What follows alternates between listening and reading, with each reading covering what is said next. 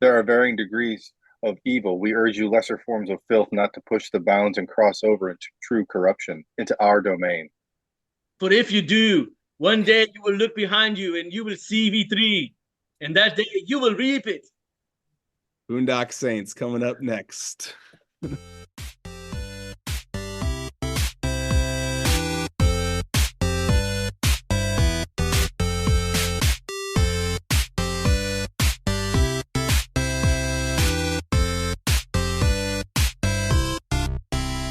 All right, welcome back to Nerd is the New Cool.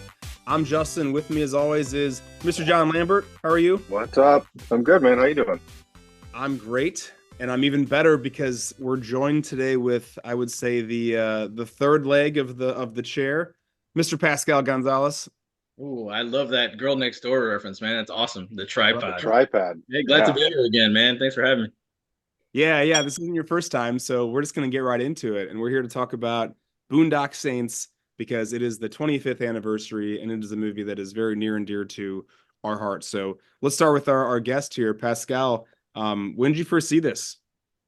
It's funny. We were talking about like weird made up memories that we had before, and I had to actually go back and realize that I saw this in the Miller's basement in Clayton, coming back from prep school and one of my military leave periods. So he just happened to have the DVD. So it was, I would say, circa summer of 2002. Lambert, Okay. I mean, it was in the fraternity house. I don't know exactly when, but it was somewhere in that, honestly, so at some point in some time in that house. Yeah, I wrote down VHS at Sigma Nu. That's what I wrote down. Yeah. And I'm Yeah. pretty sure it was in the big black box of all my VHSs. No, I'm not pretty sure. I know for a fact that was one Yeah. of the first VHSs I had in there. But like, what makes it so great?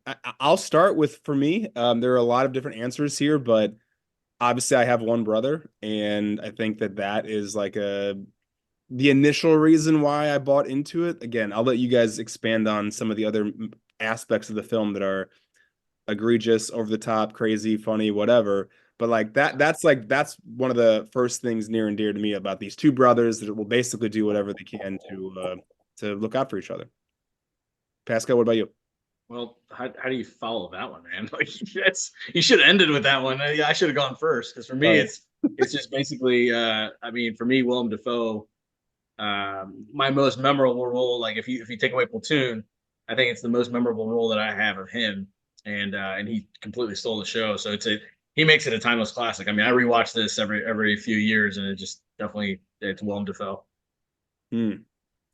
It's everybody. Like it's just, I mean, again, to to to to counteract your point, Hildebrand, I have a twin brother, and at no point in time did I think that ever.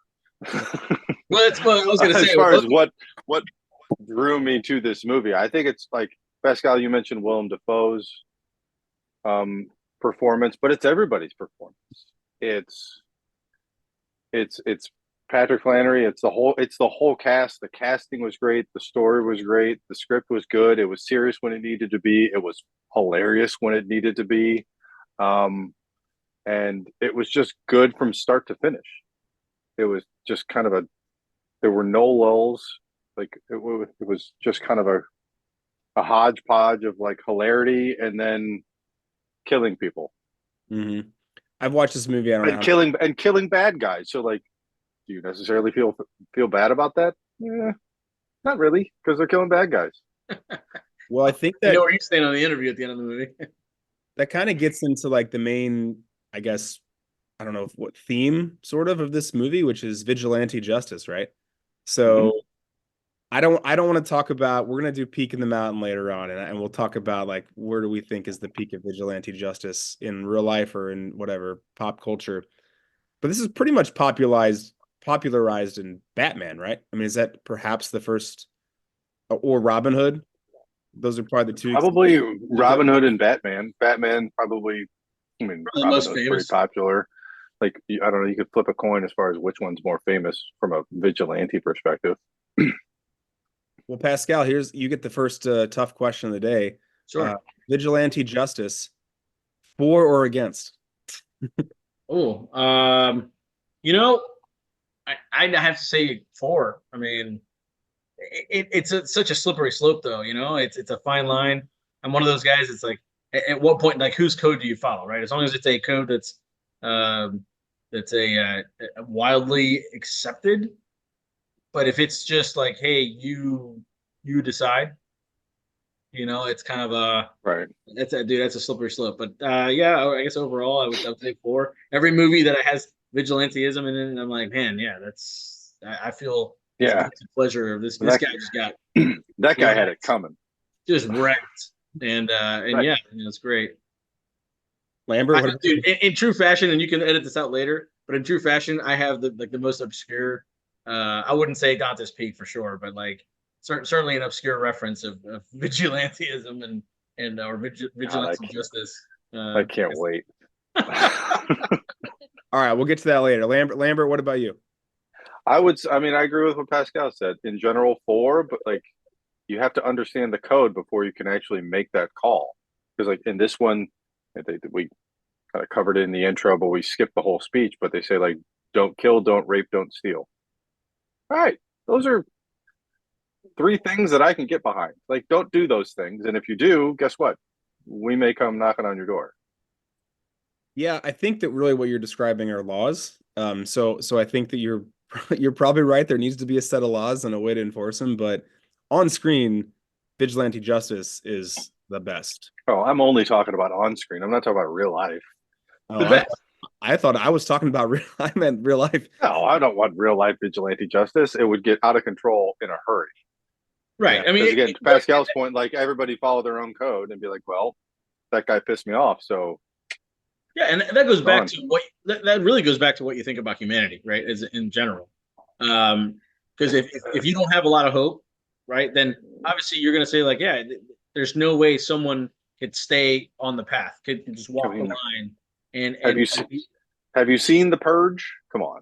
Well, that's what I'm getting at. Is at some point somebody's just going to justify murdering for pleasure by saying like, I'm a vigilante anything for justice, right? I mean, that's a little different. Right. There's a whole show about that. It's called Dexter. He's got a code, and every once in a while he forgets the code, or his code evolves slightly. Right. So, but man, it's outside the lines a little bit. Sure is fun to watch, though. Let's get to who Pascal mentioned. That's Willem Dafoe.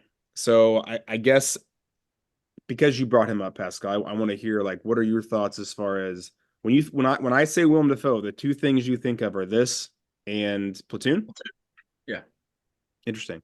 Absolutely. I mean, like the cover poster of Platoon it's him, and it's everybody's like, yeah, Charlie Sheen or whatever. No, like that was it. It was the whole. Anyway, sorry. Go ahead. We're going to talk about Platoon today, but no, I was going to say, Lambert, is that you as well? Are those the 2 associations? Because I have actually a third one that I associate him with. Probably not Platoon. Definitely this. I mean, a little bit Spider-Man, just because he was in that. Yeah. God. There's other things like on the tip of my tongue that I can't quite. Aquaman. I'll tell you what they are. You've got early Willem Dafoe, which is Platoon, basically, and there's a bunch of other stuff too, which we'll get to later on. You've got kind of this era, which is I know what you're gonna say. Never mind. In this, and then he's in Spider-Man, and then you've got late era where he's doing a lot more of like indie films and weird films, yeah. Wes Anderson films, for example, Lambert. Life Aquatic. No, I got you. I put it together. I had to think about it for a second. I will say in the phase one of Willem Dafoe, I think was my favorite, and I think the Boondock Saints is probably like the tail end of that. Clear and Present Danger for me was a role. That's a good one. Loved him in. I mean, his that's a good one. Fantastic. Next to Harrison Ford. I mean, I think they were just like 1-2 punch as far as like how well they portrayed their role. It wasn't very big, but I think his role was pivotal in that movie. So I like that one. But so those are my top 3. Platoon was iconic, and that's why it stands out to me more. But Clear and Present Danger, I thought it was an awesome role. So that's it's interesting question because it's how do you guys think he plays the role in this movie? Because I think he actually, I think he made the role, dude. yeah. So in those other two movies, if I were to say my top three Willem Dafoe, it'd be, this one, Platoon, and Clear and Present Danger in that order. But the other two movies, he stayed within he colored within the lines, and he played it to perfection within the lines. Dude, he drew this one out. He free-handed this one. That's how I feel about Willem Dafoe in this role. And he stole the show. I mean, he was the guy. Everybody else seemed to be playing their roles really well. Man, Willem Dafoe, it looked like he was free-handing the whole thing, and it was awesome. He does a really good job of, I think, embodying the platoon role where he's this in Clear and Present Danger, he's this action star, but then he's got the very flamboyant and dramatic, Right. and even the facial expressions he's doing, he's kind of Yes. pulling in a little bit of Spider-Man, and then he's also doing some of the Wes Anderson subtle, even him tiptoeing and dancing on counters. It's so fascinating as he goes back and forth between this character, and then he's then next thing you know, he's there was a firefight, and he's right, and then he's into it. and then the next thing you know, he's stumbling out of a bar at 5 o'clock in the morning. He was face flat on the sidewalk, yeah. Right, and going into a church, and he's gay, but maybe he is, maybe he isn't. He is, but he hates. Yeah, he is, but he hates himself for it, or I don't. Yeah, self-loathing is a great word. Actually, that's exactly what I was thinking of. So that just adds that layer to that character of he's but it's a very complex character we're dealing with. And yeah, to Pascal, to your point, I can't tell how much was working with the director to be this is the kind of person that I think, and how much of it was this is how I'm going to play this role, and the director just being cool.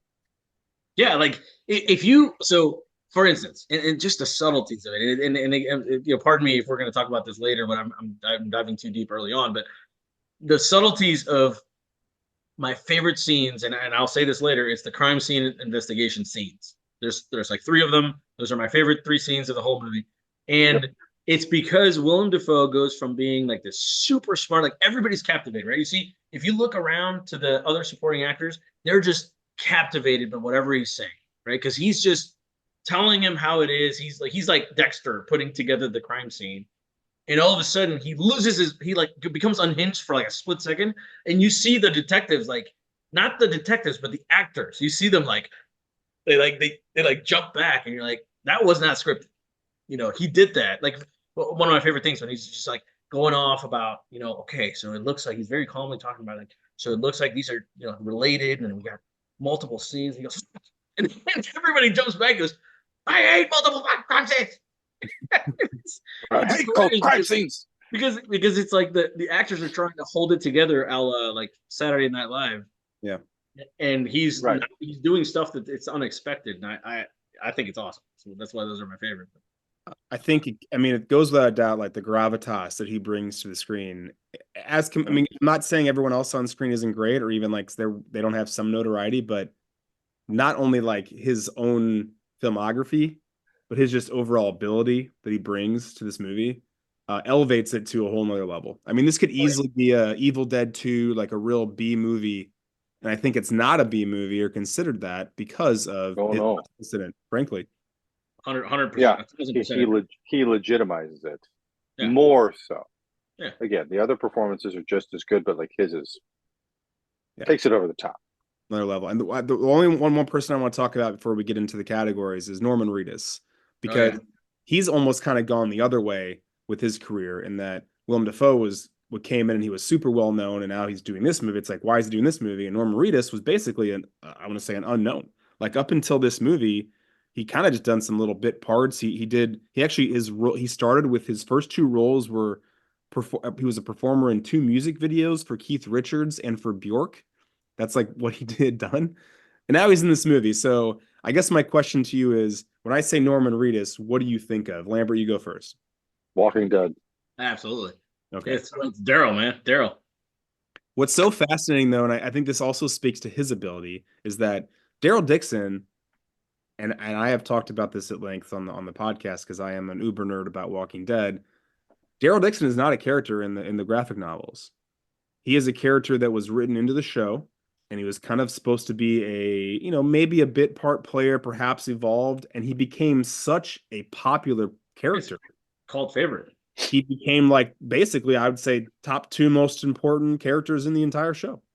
Oh, definitely. Him and Rick.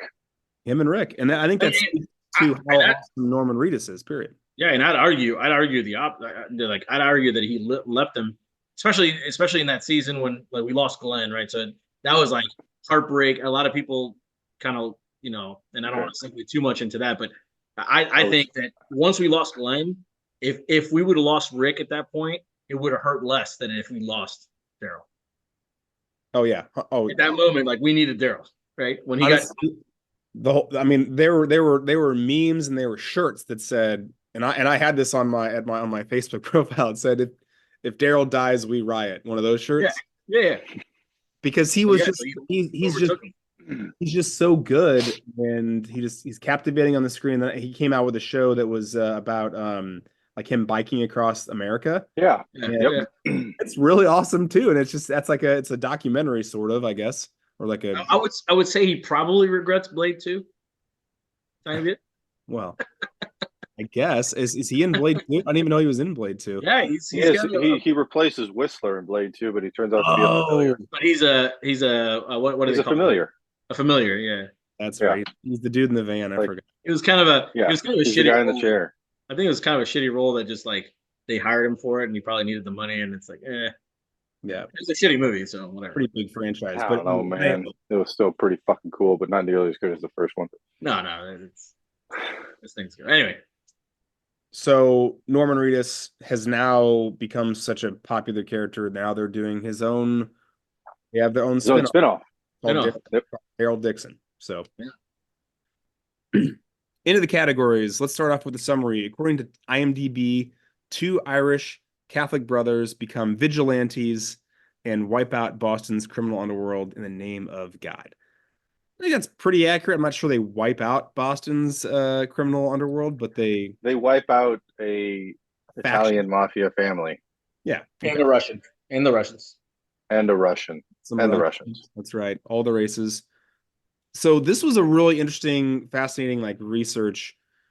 This movie did not get a very large release, and in fact, it actually had different releases. I know every movie has different releases based on country and continent, but this was a pretty staggering gap. So this was released in part of Europe on August 4th in 1999, which is why it's still 25 years old, but it actually wasn't released in the US and Canada until January 21st of 2000.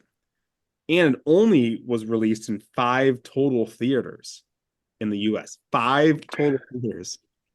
That's fucking crazy. It's crazy. I didn't look this up. Now I'm just thinking about it. I wouldn't be surprised if it's had more theatrical releases since then than the initial release, because of classic, 20-year anniversary, 25, whatever it is. I'm sure it's been released somewhere.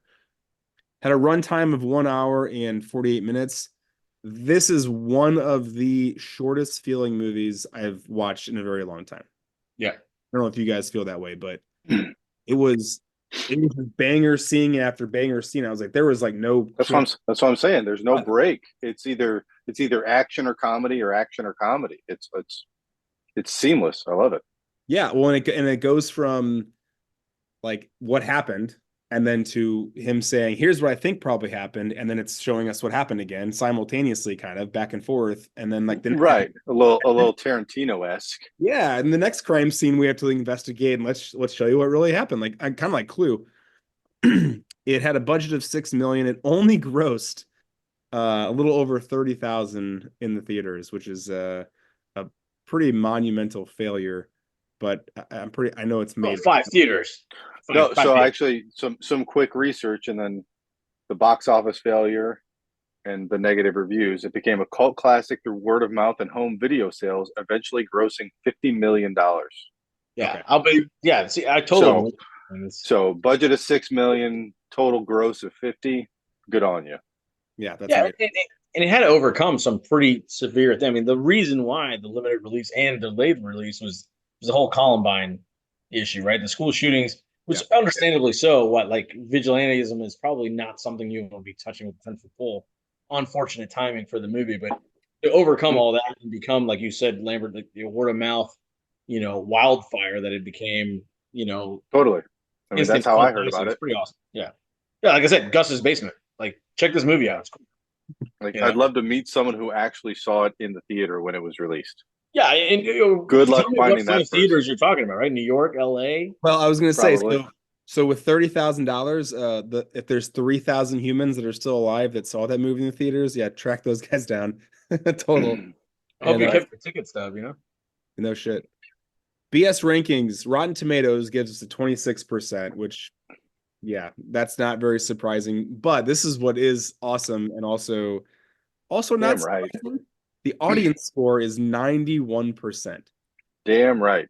Lambert, is that the biggest gap we've had ever between audience score and overall score? It's got to be close. I mean, if it's not that, like, it's close, but I would have to imagine, yes, it is. 65. Let's remember that. That's a 65% gap. That's fucking crazy. That's amazing. That's insane. But I mean, also, critics don't know shit. If I, who likes obscure movies, love something, it's that gap, and I love that.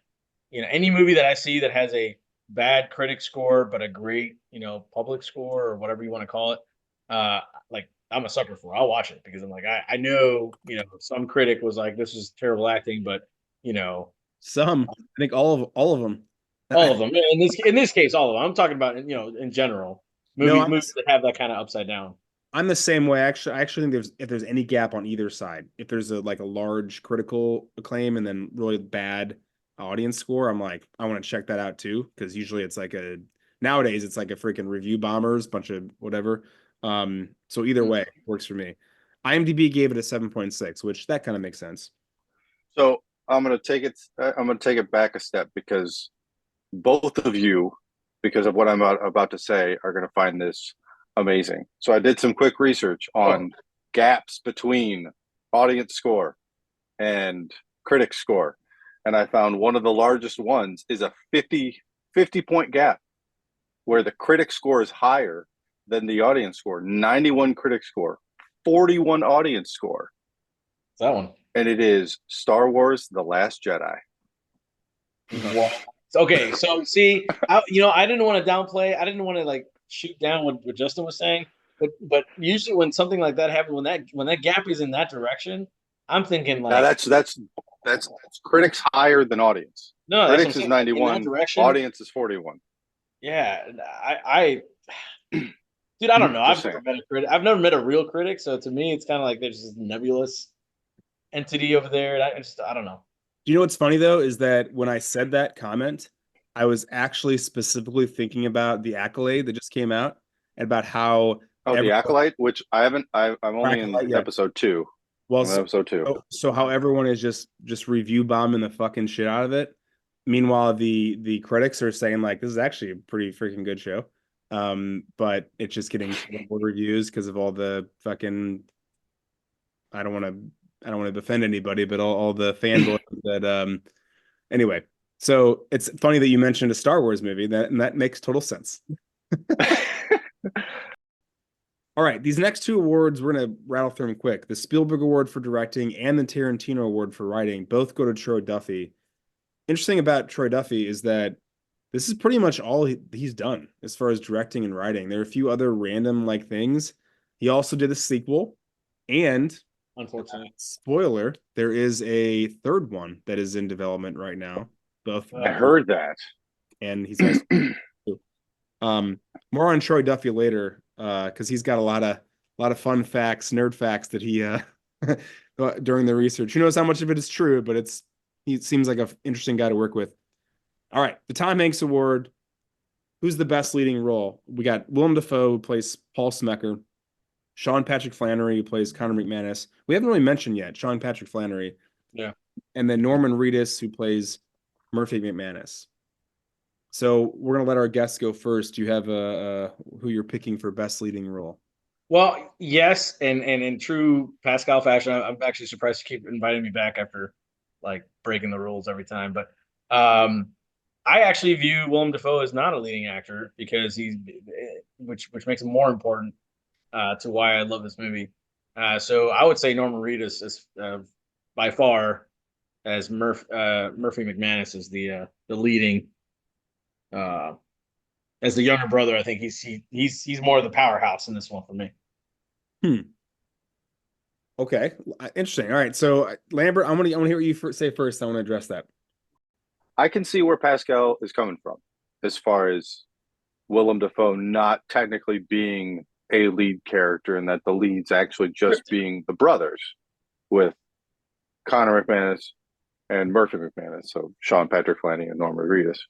And I can kind of see that. So I'm going to agree with him, and I'm going to say Sean Patrick Flanery. Oh, okay, all right. So I you're going the other way. You're going young Indiana Jones. Okay, all right. Willem Dafoe is going to win a bunch of awards later on, so I'm going to go ahead and just defer to that comment. I think that it is called Boondock Saints, and they are the two Boondock Saints. Sean Patrick Flanery comes in pretty damn clutch with the toilet bowl, and then the rope. And the fucking rope. What are you going to need the rope for? Here, get your stupid fucking rope.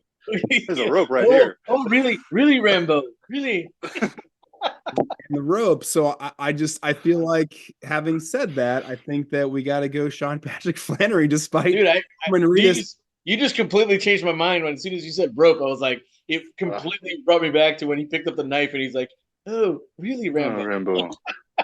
Yeah. I'm just saying, I mean, they both came in clutch because he had the rope and then he had the knife to cut them out of the rope. So, I mean, I don't know, but I'm saying his line, his approach to it is so funny. Yeah. That's cute. I love that. Do you guys know of Sean Patrick Flanery from basically anything else? The Young Indiana Jones. That was my commentary to Lambert. I remember he's been in some other things that I've recognized, you remember the movie Powder? I do. Yes. I don't remember him in it, but I remember he played Powder.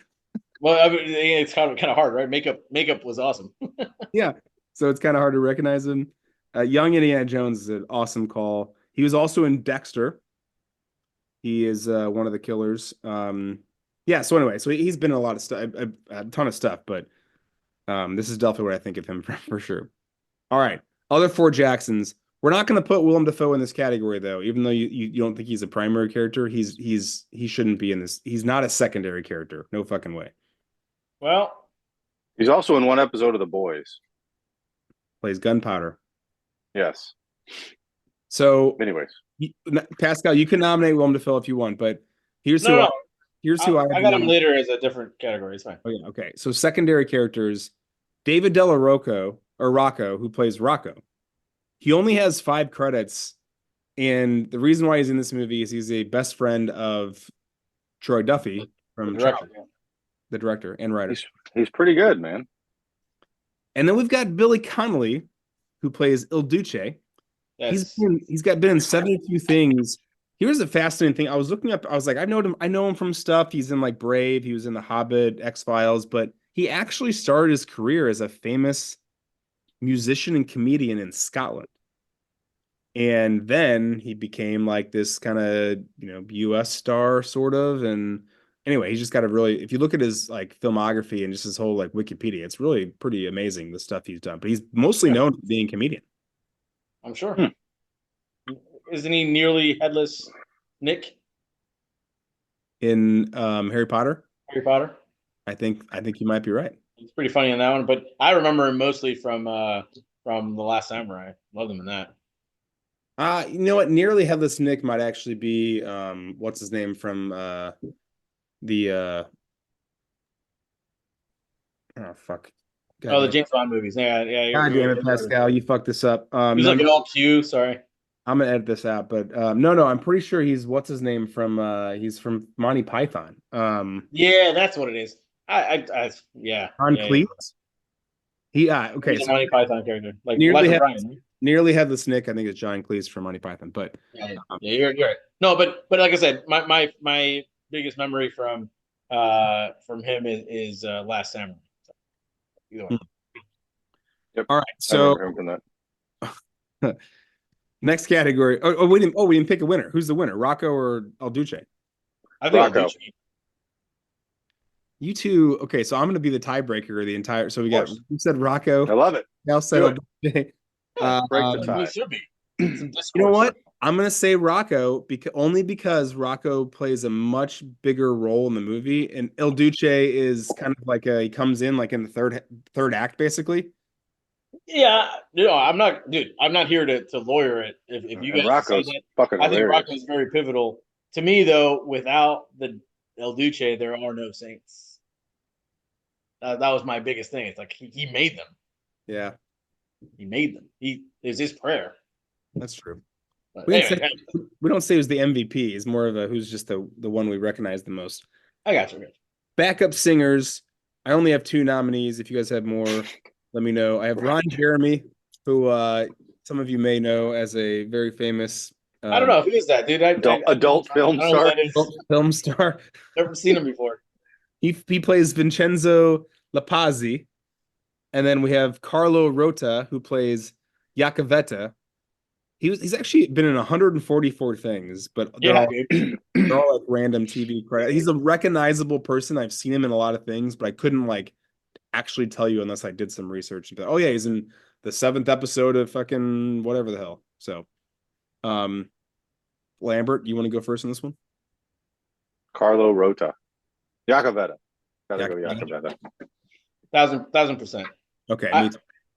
Can we there's something that is it's so funny, like as far as stereotypes go, and I know like most people don't get sensitive about the Irish and the Russians and the Ruskies getting made fun of, but like there was something when I was rewatching this specifically for this episode and actually analyzing each scene, how like over the top, ridiculous, stereotypical like the Italian mob boss guy and the Russian mob boss guy are. Like, if you look at both of those scenes when they're addressing their men, it's like this dude is literally eating a salami sandwich while like being racist, and yelling in different languages. And then the Russian guy has got everybody sitting down around him, and he's got this big wide eyes open, and he's yelling. Like nobody talks to people like that, right? It's like in real life they wouldn't be like the Russian guy is actually starting the Cold War against. Well, and then the Irish bar scene, it's also over the fucking top. Like everything is so over the top. Everything. It's like the most right. outrageous, stereotypical Irishman, Italian, and Riskies. I don't know. Anyway, so yeah, but definitely him. I think Lambert and I agree, at least in this category for sure. I agree as well. The John Williams Award goes to Jeff Dana. He was the composer. He's got 84 composing credits. Most of them are horror and TV. I actually really like the score with this. I think that it works well. It's got some pretty I can't do that. Like you know what I'm talking about. Like, but that like interludes between like them shooting people versus being I don't know. Like putting on the coins on their eyes. I think that it just the theme. Oh, there's the Catholic. Yeah, you're right. Like the Catholic chanting or whatever they call it. Yeah. But mixed with the beautiful bagpipe and violin background, almost Last of the Mohican-esque. When they're panning out the skyline of Boston, and yeah, I think it's beautiful. Well, then the fight scenes too, where it almost seems like it's I don't know, it's got like a Blade vibe almost. I mean, we mentioned Blade earlier, so that's gone on my mind, but it's got like a real like rock and roll. Like I'm imagining when they fall out of the ceiling and they're hanging there, and it's got this. I don't know, it's got a fun soundtrack that goes well. It goes really well with what's happening on screen. Yeah, I think it's brilliant. I agree. All right, so now into the things where we can actually have some debate. Next category, scenes to nerd out on. So I'm going to rattle some off, and then you guys can add more on if you'd like, and then we can vote on our favorite one. Here's how I got it broken down. First scene I have is it's the opening credits, and it's basically them at work at the meat plant, and the whole rule of thumb argument. Yeah, okay. Then I've got them at the bar with Russians that lead to when Smecker gets introduced. Now, we don't see the fight yet. The next scene. The next scene is the bar fight and the aftermath of actually what happened. Mm-hmm. So like him ripping up the toilet bowl and jumping off the roof. Then I've got the again shopping for gear and the rope and being serial crushed by some huge fucking guy. Yeah. So anyway, shopping for gear, rope convos next. Then I've got them fighting in the air ducts and then falling through the ceiling. Plus the rope. You kind of see what happens. Like that's kind of all a back and forth part. I just put down getting fucked up, and in Rocco's apartment, they just get fucked up. And the cat dies, which is sad. Yeah, Rocco's apartment. That's pretty fun. That rant is actually going back to Rocco being the pivotal character. That steals it for me. So yeah, 100%. Then I've got trap, you junkie bitch. Oh no, we'll get to that in a second. So I've got Rocco gets his revenge, and that's him going to the diner. Catch you on the flip side. Yeah. Then I've got the poker game, and kind of like the walkthrough with Smecker as I wrote down descends into madness. There was a firefight. Yeah. He's absolutely losing his shit. This is a small scene, but I laughed out loud. The confession scene when he goes to confess and he stumbles out of the bar. Rocco, he pulls him through the thing. Oh, that cracked me up. I wrote down, okay, so the next part is the capture, Rocco dies, and Smecker is undercover. And then I had just I wrote down family reunited with the court scene. So those are my scenes. Anybody want to? Wow. Long and distinguished list. Yeah, I'll just say for me the scenes that made the movie, and they have to be in this order, are the 3 crime scene investigation scenes, and it's I think you touched on that. It's the gradual fall into madness from Smecker in those 3 scenes, right? So the original alley scene, he's brilliant, but albeit a little flamboyant, and how he interacts with the cops. The second scene is like he's bringing him in, but he's also like starting to lose it. Like he just kind of, and then of course after the poker game, it's like he just completely becomes unhinged, and that's what led him to the confession booth and saying like, you know what, I'm actually going to support these guys. What's that? Yeah, and then he cross dresses. Well, no, that's part of him supporting them. Like he's basically like teaming up with them indirectly. But I think, yeah, the three crime scene investigation scenes are by far my favorite scenes of the whole movie, and where my favorite quotes come from. And basically, the whole movie could just be wrapped up into those 3 scenes, and I'm happy. Lambert, I agree. Like it's the alleyway, and then the home. Oh no, I guess it's the alleyway, and then the bar. And then the Russians, the bar / city bar. I mean, there's multiple ones, because there's that one. There's the bar. There's the titty bar. There's the home where they use the ammonia on the blood. Yeah, that's the poker game. Yeah. Yeah, there's the poker game. So like, yeah, all of those scenes are great. But then also like the execution at the end is like, just that end sequence is fantastic. Yeah, because it's got all the speeches and all the dialogue, and yeah. I think I may have skipped the dancing scene and the back and forth with like the strippers and stuff. So those 4 I think are the best ones. I wonder how would we rank them? So if we go into an order they happened, they start out with the I'll say toilet bowl.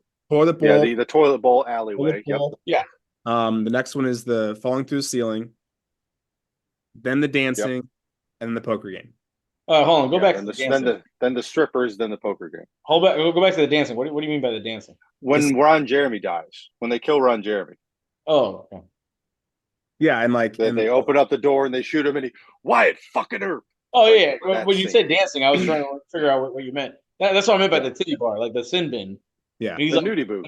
when he's like walking, he's trying to walk out the door. When Willem Dafoe was walking out the door, because they're trying to figure out why the slugs, and he's like, yeah, and he just We got goes, ourselves a cowboy. "Yeah, so it's a cowboy.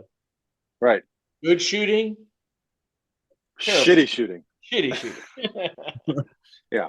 okay, so if those are the four, what's our least favorite? It's easy to go least favorite first, and I'm gonna say of Probably those, the diner. Yeah, yes, the It's just kind of diner's meh. kinda like It's less just kind of meh.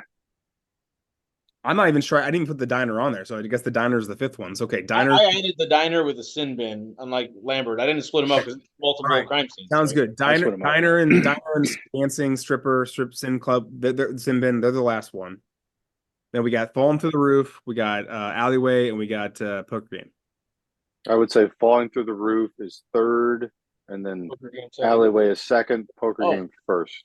So I flipped 2 and 1. Me too. Yeah, I'm with Justin on this one. I think the best one is the alleyway. That's number one. It's where all the most famous quotes come from. It's where Smecker really, establishes himself. I think that alley scene is just fantastic.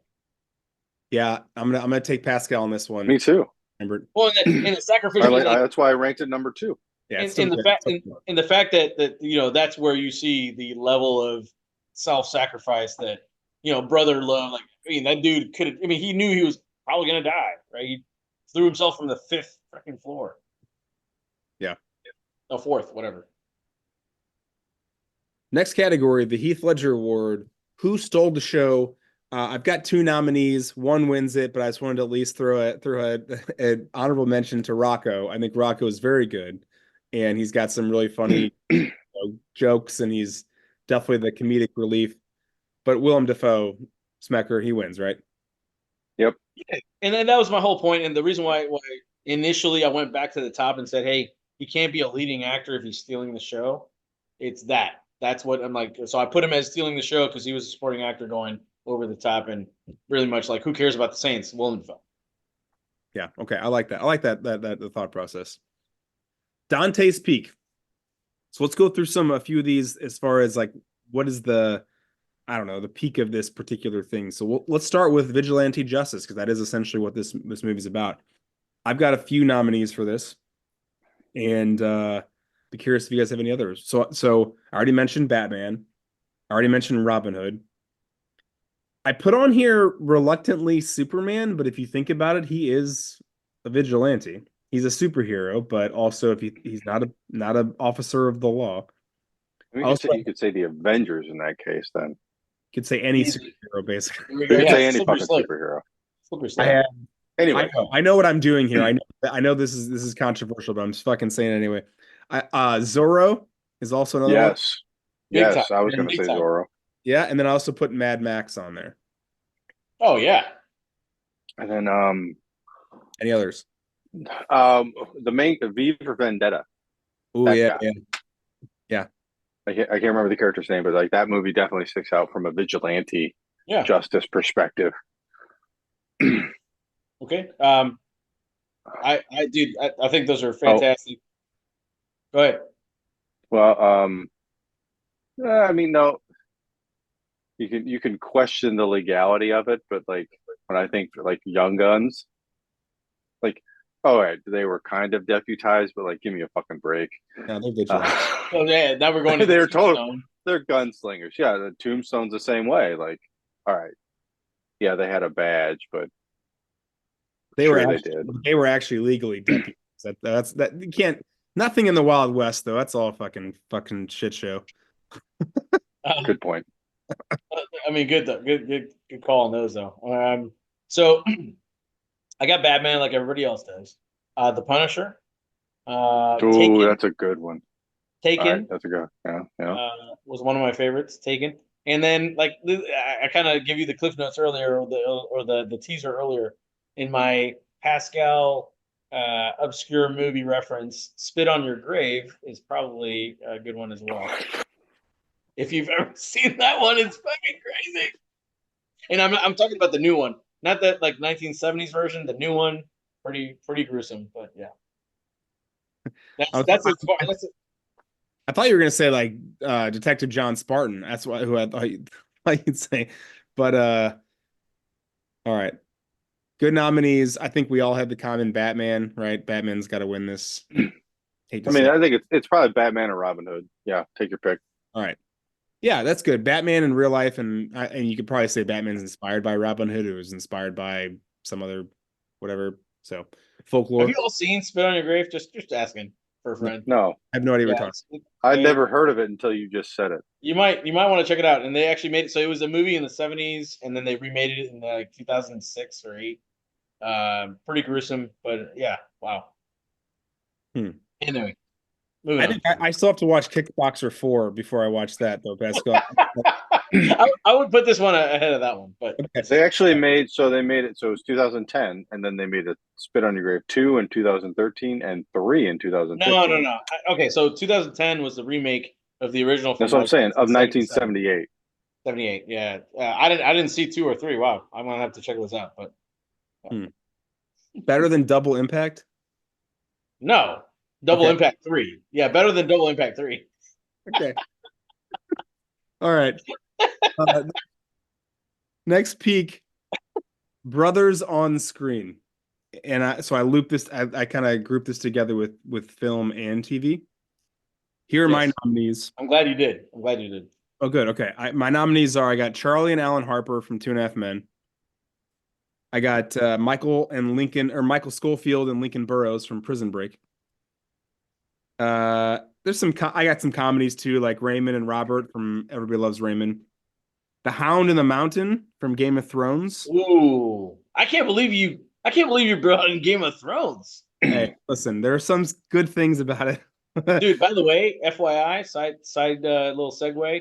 Your godson is obsessed, and he's on episode 3, season 6 at the moment. Okay. Well, tell him to reach out to me. Did you put Tyrion and Jamie too? Well, it's so funny because he's like maybe Uncle Justin will have a. Well, no, he was like maybe he literally tonight was like, oh, maybe Uncle Justin will have like a Game of Thrones one, and I can nerd out with him. I'm like, not unless we take a time machine. Not. Been there, done that. Like you might want to ease up on that one, buddy. Yeah. We got Thor and Loki from the MCU, obviously. Right. Ooh, I like that one. I didn't think about that. Vincent and Julius Benedict from Twins. Love it. Fred and George Weasley from Harry Potter, which Lambert doesn't care about, but they're pretty big brothers and twins. And then my personal favorite are Brennan and Dale from Step Brothers. Yeah, see, I knew one of you two would bring that up, and it's like that's why I didn't even mention it. I knew it was going to be brought up. Okay, all right. I only have one. What do you got? Because a lot of them were Twins was actually really good. I like the fact that you brought that up. Anyway, my only one, and again, I appreciate that you brought in TV into it. Because mine are Ali bin Suleiman and Suleiman from Jack Ryan season 1. I do like Jack Ryan. I do like those characters. And that brother, I tell you what, like that touched me, man. Like that season 1, as far as you're rooting for the good guys and whatever, and these two became extremists, but that brotherhood, man, was amazing. Yeah, that's a good deep cut. That's not going to win, but it's a good deep cut. I like the reference. You know me, man. I'm all about the deep cuts. You could do so. Here's another deep cut. I was just thinking about that vigilante justice. If you go back to Kevin Costner's Robin Hood and Will Scarlet, they are brothers. Oh yeah, man. They're step bros. Yeah, I like that. Bros. I have a brother. I have a brother. I have a brother. I have a brother. Holy shit, he made it or he cleared it. All right, Lambert, you got any other nominees? Fuck me. No, it's fuck me. He cleared it. No, I like. I mean, yeah, I'd probably have to go Twins, just selfishly. Love it, man. Yeah. No, I didn't even think about that one. I love it. I'm not sure that's the peak.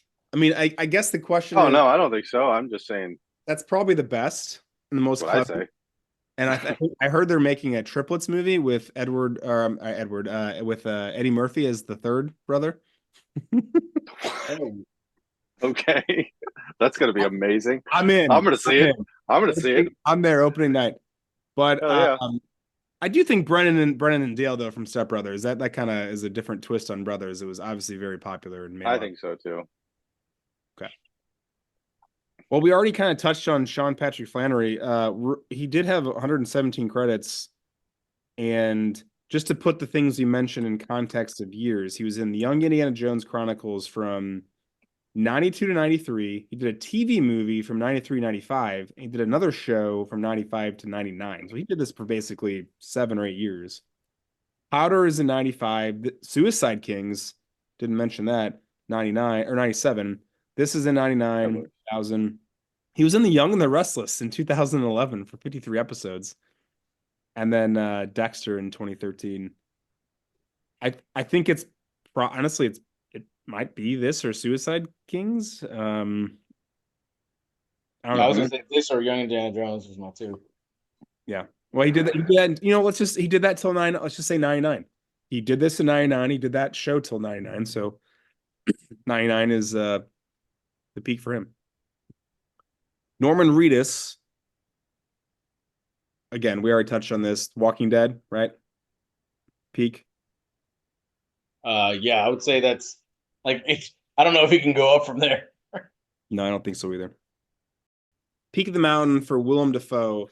This dude has 148 credits to date, and he's got a bunch in the basically ready to go. We've mentioned Platoon that came out in '86. He was nominated for an Oscar for Best Actor. Clear and Present Danger is in '94. This is in '99. Spider-Man's in 2002. Here's one that we kind of forgot about. Finding Nemo. That's in 2003. Oh yeah, dude. And Finn? Shark bait. Ooh ha ha. Finn is awesome. And then The Life Aquatics I got to put Life Aquatic on there, 2004. Of course you do. Now he also makes fun of me for obscure references. It's a pretty big Wes Anderson movie. He was in At Eternity's Gate though in 2018, where he was also nominated for Best Actor. I had to put that in there too, because I mean, if you gotta have his Oscar nominees. So having said that, he's been nominated 4 times for Best Actor. He got Best Actor Supporting. twice, and then Supporting Actor in 2001 and Supporting Actor in 2018. So he got nominated for Oscars 2 years in a row, 18 and 19, Supporting and then Leading. Well, having said that, Lambert, what do you think? What do you think is Willem Dafoe's peak? I don't know. I mean, if you go by awards, you got to say, honestly, recently, 4 years ago, 5 years ago. He's knocking some stuff out too. He's actually almost, I would say this is almost like a complete new resurgence of his career. Yeah, it is. It's kind of like the second peak, right?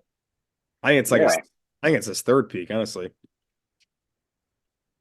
I think his first peak's in the late 80s to early 90s. His second peak's in the early 2000s with this and Spider-Man and Nemo.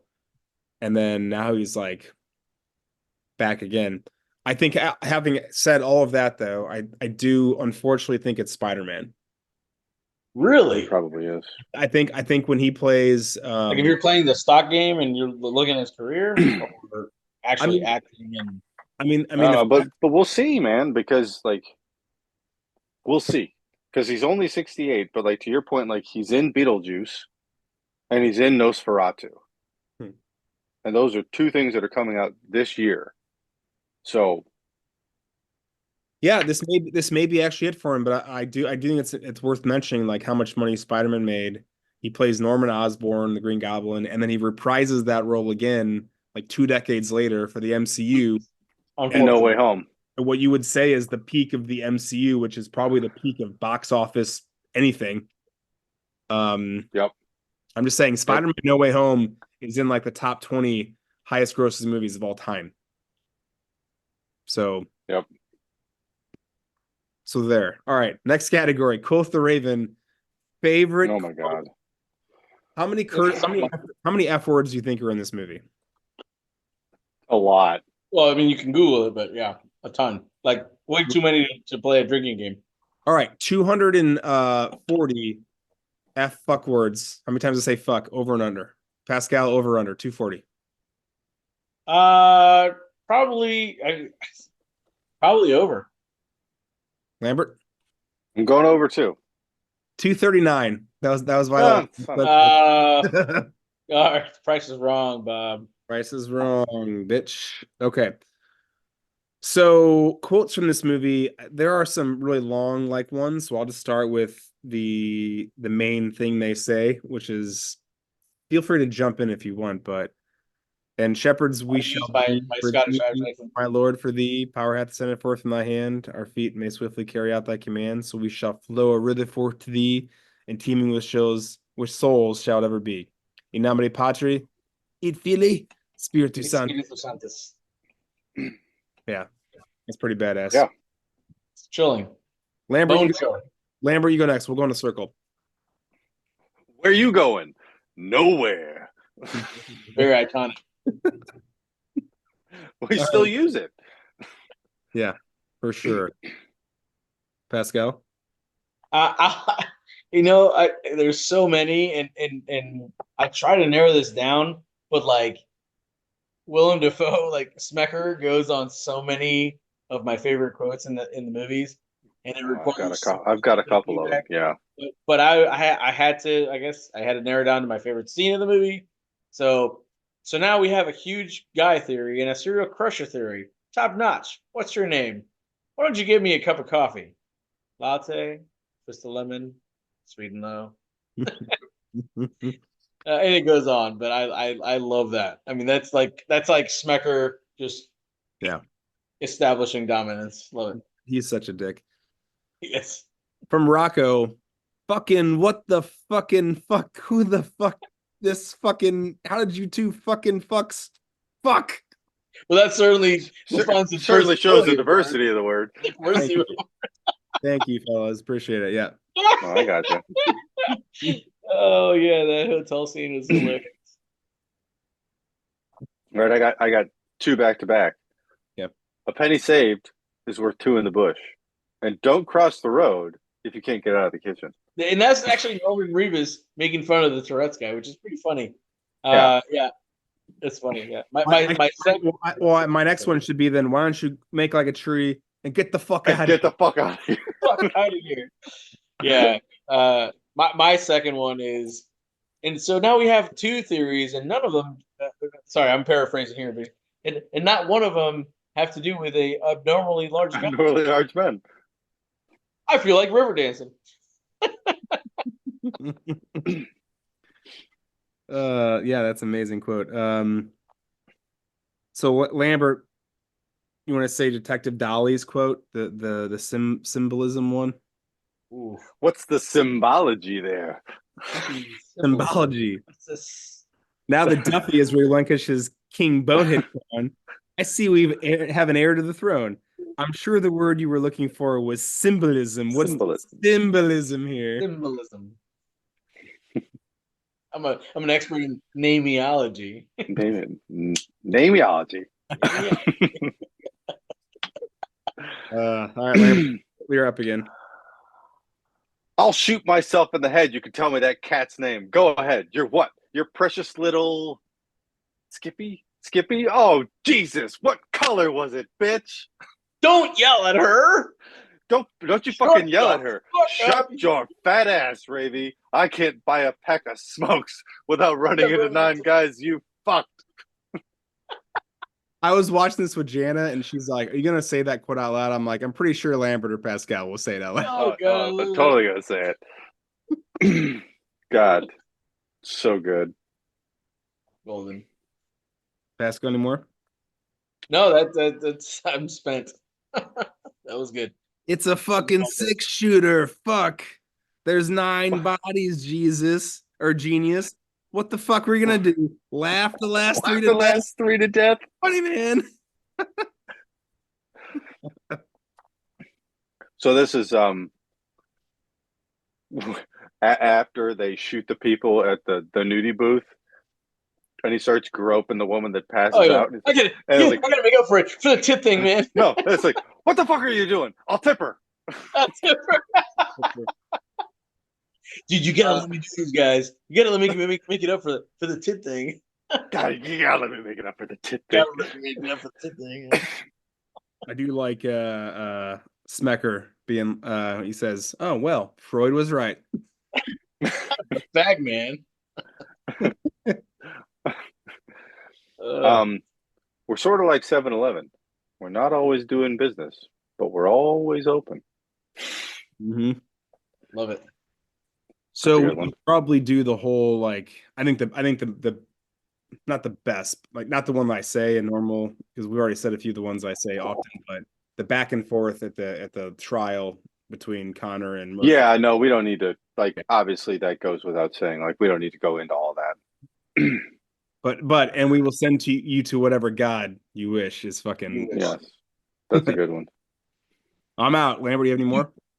I got two more. You gotta teach me this prayer thing, man. Teach me this prayer thing. That's family shit. Yeah. This family.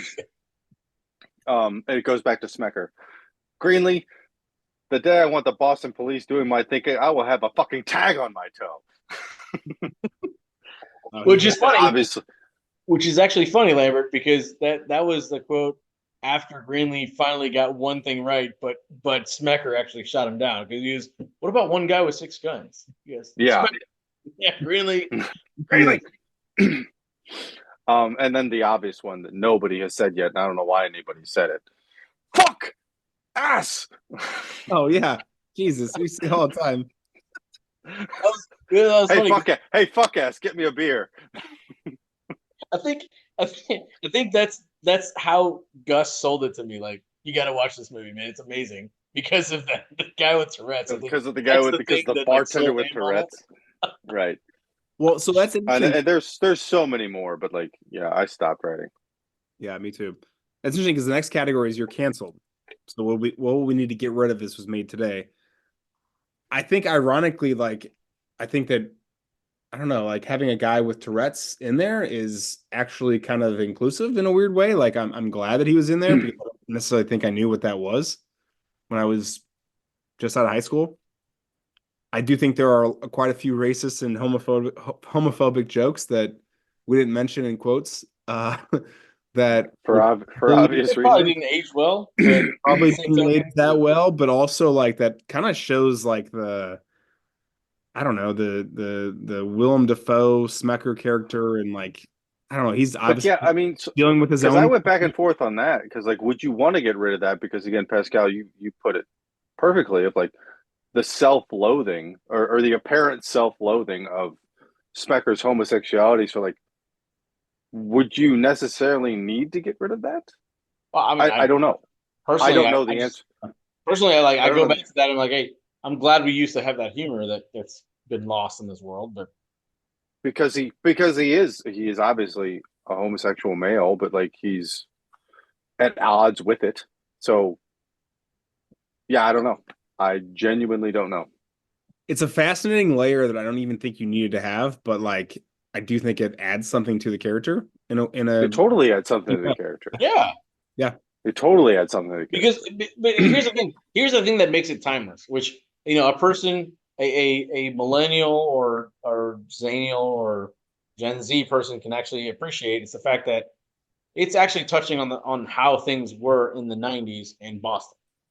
Right, like every cop was like, "Who the hell is this fag?" But like, maybe not okay nowadays, but that's how it used to be, and that's how a homosexual person might be, dealing with his own, I don't know, the struggle. So if we were gonna remake it today, you could probably have a lot of the stuff that Willem Dafoe is doing because he is that self-loathing, like not quite sure what's going on, but then like everybody else probably couldn't react the same way that they are in the film. Yeah. If you're going to remake it in 2020. Well, yeah, but again, this is like 1990s Boston, right? But I could appreciate that this was made, but we're talking about remaking it now. Right. And what would need to change if we were going to remake it now. So I don't think like, the Smecker character may or may not change, but like some of the other reactions to the Smecker character could potentially change. It would definitely change. Speaking of which, another Spider-Man again. So let's recast this movie. All right. Rocco, He's 47. The actor was 47. I'll start with this one, and then you guys can share, and we'll take turns starting with each person. Okay. My recasting is this is fine. I don't think it's great. It's not bad. I have Jason Momoa. So I thought about him too. I Yeah, thought about him. I did not write that name down, Okay. but I thought about it. Sorry, I wasn't trying to be too judgmental with that response, but damn, like that was out of left field. Okay. He's a big guy. Well, I think he can play dumb. He can play, but he's also kind of a I don't know. Anyway, Okay. No, I mean, I'm not saying Pascal, it's bad. I was just like that culturally, that's completely, out of left field. Pascal, you want to go ahead? You want to drop a name? Yeah, sure. I mean, mine's not great either. Michael Imperioli. I don't know that he has the comedic. Maybe he does, but he definitely has the Italian to be believable to be in this gang. Or Rocco, that was my cast. Not great. So I put I have a couple names, but David Harbour Yeah, that's good. is one that I like. And then so I was looking at this character, the Yakavetta character, relatively similar, and like so I have some names for both. They could probably go either way. So for Rocco, I also listed John Bernthal and Joe Oh, Manganiello. But for Bernthal those last two, I also lean towards both of them for Yakavetta. Like I think either of them could play probably either one. Oh man, John Bernthal as Yakavetta That's what I'm saying. is amazing. I like that idea actually. That's what I'm saying because he's fucking ruthless. And then David Harbour as Rocco is those are the winners. I'll just say it. I'll just claim it. Okay. Yeah, that's great. I didn't see Fair enough. Yakavetta on the list, but yeah, I think John Bernthal for that would be awesome. Really good. Huge fan. Huge fan. All right, Il Duce, the actor was 57 at the time. Mm-hmm.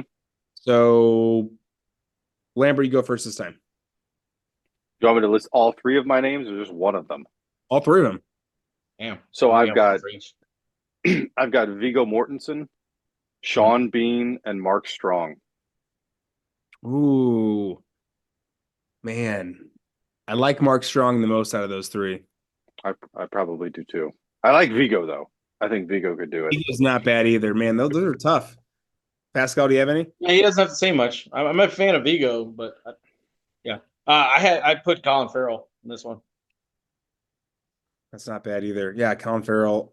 I have three listed as well, but I'm just gonna give you my favorite, which is Josh Brolin. Oh, dude, yeah, that just he could changed probably- the game.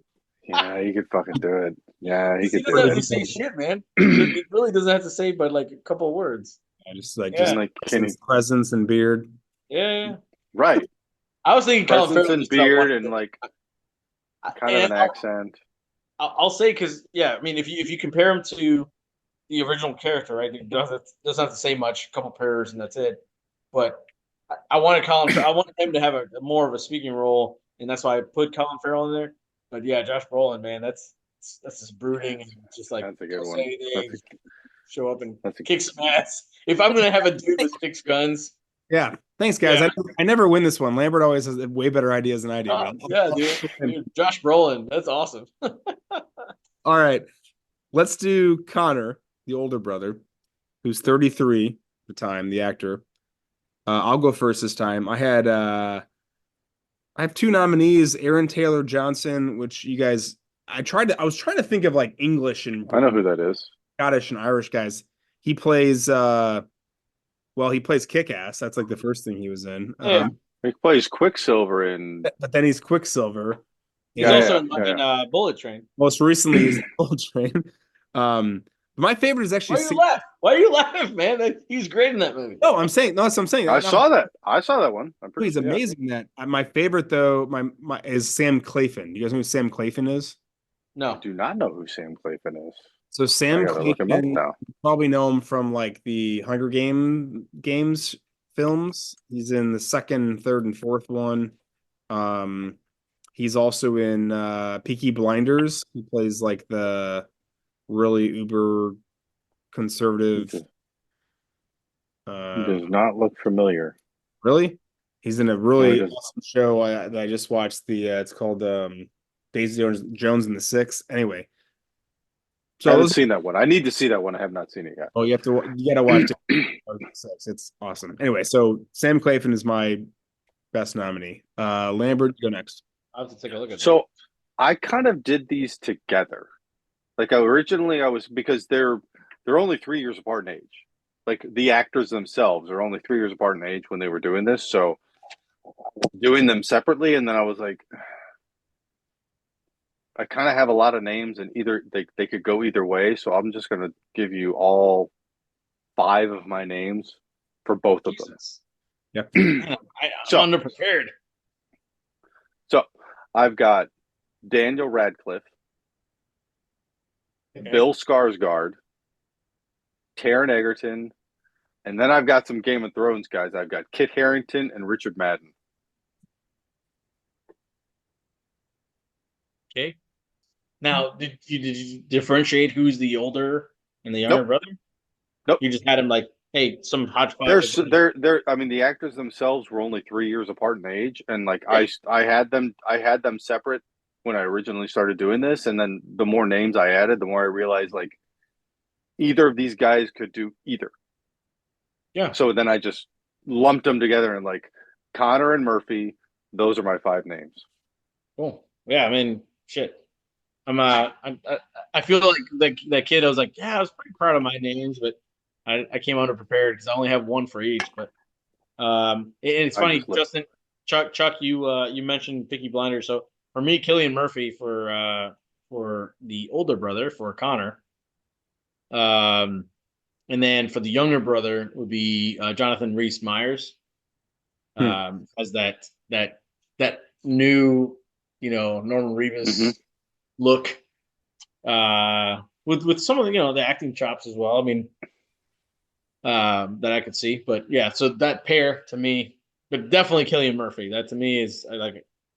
I think I like if this movie was remade 10 years ago when Peaky Blinders came out, basically, I think Yeah, those. I guess. I mean, I perfect. haven't seen Killian Murphy like what he looks like right now, I but think I was gonna say I think they're a little bit too old now. But they would have been great to be in that movie in the first place. I'm like going back and forth. Let me share my Murphy casts. I had Jamie Bell. I had Richard Madden, who was also from Game of Thrones, and also I had him. had Barry um what was the last name? I'm sorry. Barry Keoghan. He's he plays. I know that name. Why do I know that name? Okay, so if you guys seen Eternals, Yes. Unfortunately, he's the guy. Unfortunately. He's like this shorter fucking English dude, Irish dude. Oh yeah, I know what you're talking about. Yeah, Plays the Joker in the new Batman movie, The Batman. that doesn't really. I haven't followed who's casted for that. He's a He big time. kind of looks like who's he look like? He looks like Ezra Miller, kind of. Kind of does, yeah. But an Irish But version he's of it. not. But he's not Ezra Miller because Ezra Miller is. Honestly, I wonder if Richard Madden and Jon Snow, what's his name, Kit Harington would Kit be. Harington. Those are the 2 names that I had. Let's put those two together as brothers. Brothers reunite. Yeah. Or if we're not going to do that, then we just do straight up English Irish actors, and I would say Barry Keoghan and then probably Sam Claflin. But you guys don't know Sam Claflin enough. Nope. All right, let's recast Smecker.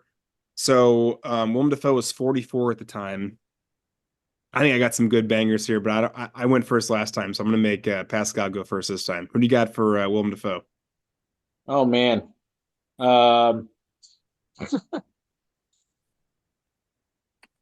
so I got Donald Gleason is actually my guy. Mm-hmm. I love him in Black Mirror and a couple other roles I've seen him in, as far as like the towing the line between unhinged and like within the lines, which is what I appreciate about Willem Dafoe in this role. That's why I picked him. And as far as like English, I don't know. He's just like an unhinged kind of guy, and I could see him being a good role in that. But It's not a great one. Just No, something that. he's in Harry Potter. Yeah. Yep. He is. Also in new Star Wars movies. I don't Yep. know him in that. I mean, I don't General know. Yeah, he Nobody is. else. Plays New Star General Wars movies. General He Hux. plays General Oh Hux. yeah. That's right. That's right. Yeah. Now I'm. As soon as you said that, I'm like, yeah, you're right. I didn't even think about that. General But Hux. he's been in way more. I don't know. He's a better performer in a lot of more things recently. So Yeah. Yeah. I mean, I like him in it. I think he's he can play that unhinged or somewhat unhinged role pretty well. so I've got my two nominees are Chris Evans because he is from Boston, and I think that he can kind of play. I'm thinking about him from Knives Out, like he kind of plays a good guy, then becomes a bad guy. But I was Yeah. really trying to think of someone who can play it unhinged. It's in their 40s, and Jake Gyllenhaal is who I came up with. I think he can flip it on. He kind of I a crazy. normally, yeah, dude, I would have totally agreed with you normally, except I watched and I know this feeds into your what your next episode, but like the new Roadhouse, man, holy shit, that was bad. Holy Oh man, man, It wasn't that that was bad. so bad. It well, And wasn't that. This I love coming from Jake, dude. you. I love Jake, but that movie was terrible, awful. agree, disagree. I love the original, man. I love the original. Yeah. Well, So do I. Lambert, who do you got? So I went a little bit younger. He's not in his 40s. He's actually in his 30s. I went Austin Butler. Hmm. I wonder if he's just too young. I don't know if I mean I think he'd be great. Does he have to be old? Doesn't have to be old. You're right. He could be. Austin Butler is pretty amazing. Well, I honestly, the first thing I said was Willem Dafoe could totally do this again. Like if we're gonna make this movie now, I like he that, could man. do it again. I like that. You don't need to recast it at all. But if you're gonna recast it, I wrote down Austin Butler's name. But Willem Dafoe was the first name I wrote down. Lambert. That has to be the best answer ever. Like it completely just. Yeah, you're right. You know what? I don't care if he's 68. He can do it. I think that's what we do. We just say it's going to be Willem Dafoe again. Dude, 1,000%. Yes, please. Yes, please. All right. Awesome. So next category, to stream or not to stream. Is this better as a TV show? The only situation I could think of as this being a better TV show would be if this was like almost became like a serial type situation where it's like a crime fighting duo and there's like a crime of the week or like a bad guy of the week. They've got to go kind of, again, very similar to Dexter. Yeah. It's already been done. But that's the only situation I would put this on TV other than instead of a movie, personally. For me, along the lines with sequels and trilogies, just leave it alone. Leave it the fuck alone. I've got thoughts. I've got lots of thoughts. You always do. Go. I always have thoughts on this one because this kind of bleeds into the next category too, but I'll just go. I'm going to say yes. Is it better as a TV show? Yes. And primarily because you can build on the premise of the very, very, very, very end of the movie, the interview scenes, where the overall theme of the interview scenes was you guys are needed in every major city. Every major city. You need to be in every major city. Like, why don't we have them in every major city? So you could each season they could travel to a new city where they take down some kind of major crime fiddler by like building up, and you can build up some personal connection. Like they've got family in New York, so they go to New York and fuck someone up, and then they go to Philadelphia, and then they just kind of work their way around the East Coast or whatever. They can go to the West Coast or anything like that. Or you could Fight Club it to where they start opening up chapters in all these different cities with new recruits who would then kind of fight the crime in all these different cities, and dole out vigilante justice each season. Or like you said, like I used Kung Fu as the reference of like each episode is someone new. I don't generally like that. I think you want to build up to it towards the end of the season to where there's some kind of element that you eliminate, but then having, again, like kind of Marvel MCU, like the big bad kind of lurking in the background, whether it's La Cosa Nostra or something, where there's an overall like villain that's coordinated across all of these cities that the Saints are in, that is kind of the end all be all enemy. Have you checked out the Defenders? Yeah. Pretty good. No, I've not watched the Defenders. Yeah, I've watched some of them. I pretty, I've watched individual seasons of like that, but no, I never watched the Defenders. Luke Cage, Jessica Jones, and I've all that. watched, I've watched, yeah, It kind of feeds into that. yeah. Different That's cities, what I think. big bad building. You get them all together. I thought it sounded like John Wick a little bit.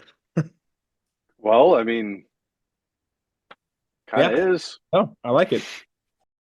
So that kind of takes us into our next category, Tomorrow's Another Day, which is, let's talk about Boondock Saints 2, which is All Saints Day. Came out in 2009. It's set 8 years after the first movie, and it's basically about the two brothers. They're hanging out in Ireland and with their dad, but then an assassin frames the twins for a murder of a Catholic priest, and they have to go back to Boston to join forces with Mexican underground fighter Romeo and FBI Special Agent Eunice Bloom, who's played by the what's her Dexter name?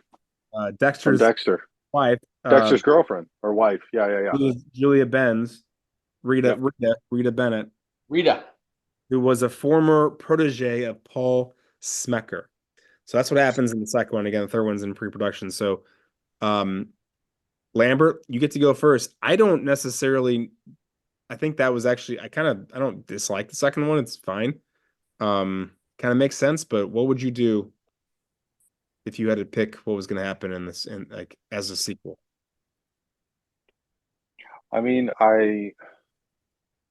do you think yeah, like what you said have before, do you think it makes more sense? Would you like to see them go from city to city to maybe try and break up this giant crime syndicate that exists in the country? I mean, I go either way because it kind of it falls in line with like you're trying to draw a personal connection that brings them back. Like, would I wanted them to go back to Boston?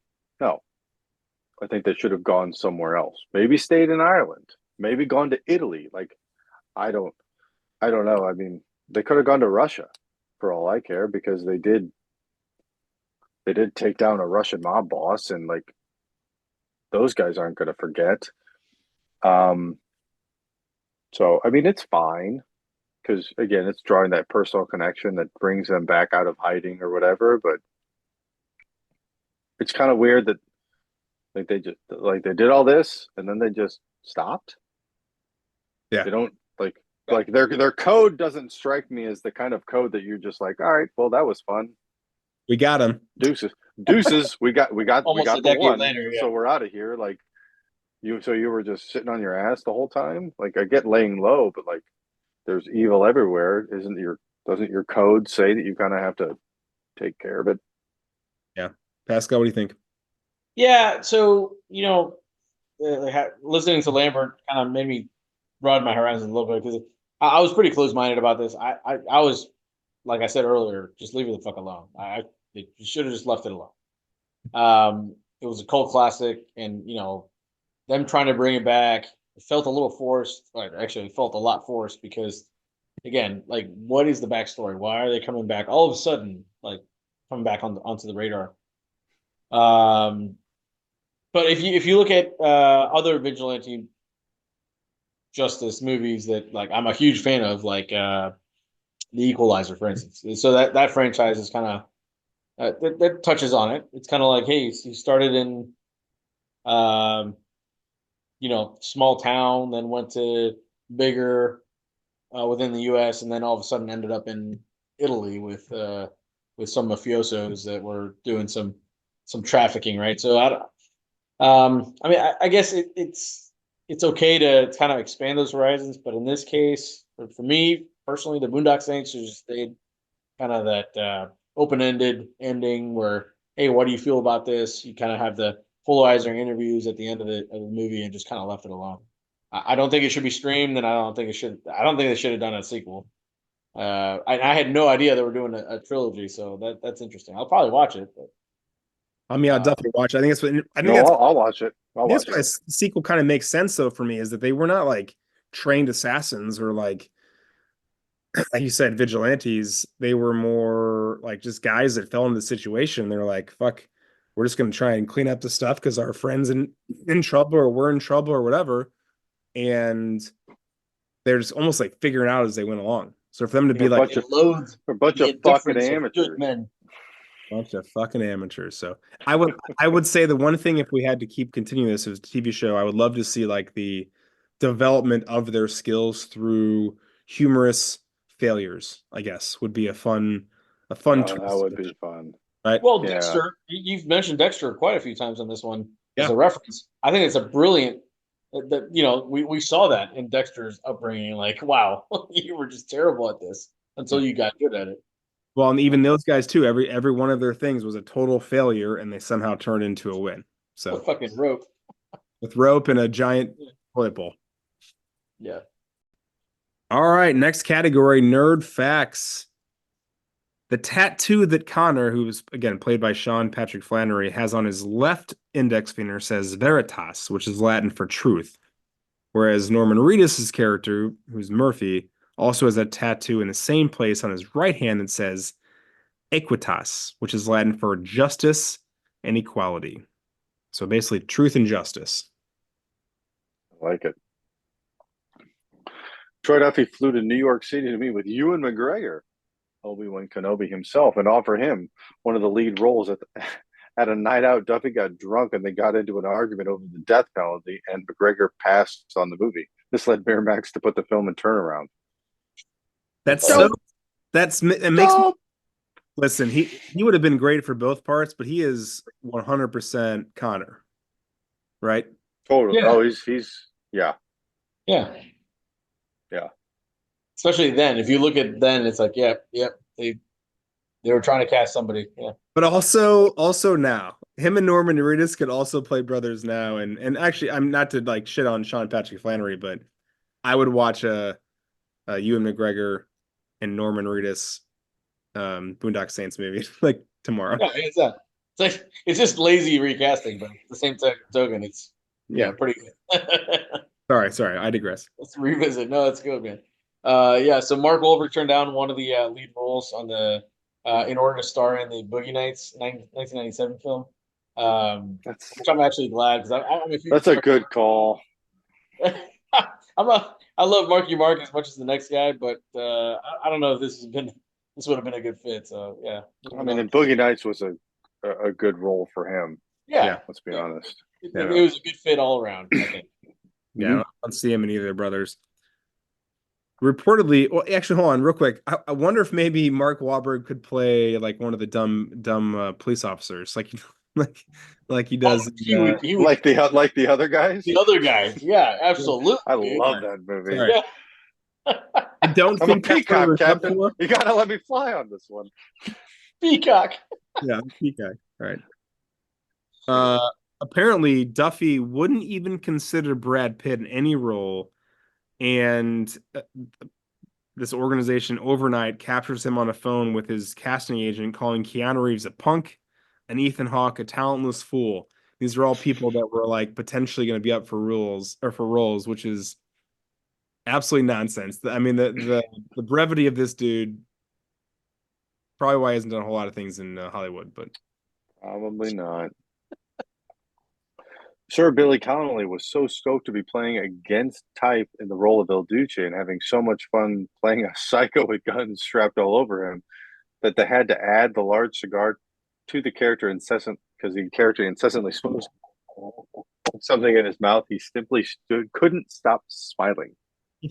That's hilarious. Like he loved it that much. It was like, this is so much fun because it was so different than what he was used to doing. Dude, that's awesome. And in some scenes, like maybe his smile or laugh would have been perfect as his like, he did get a kick out of what do they call it, clipping wise guys, but it's pretty funny. Yeah. All right. The character David Del Rocco was named after the actor who plays him, and that's the same name because the character was based on and written for him. I don't know if this is an insult or a compliment, but I think that's freaking awesome. yeah, Hey, that's pretty cool. I think it's pretty cool. Yeah. I guess it depends on how you feel you were portrayed. You know? Do you think that's a positive or a negative? I don't know. I don't know, man. It's great. Either way, it's good. It's good stuff. Depends on the scene.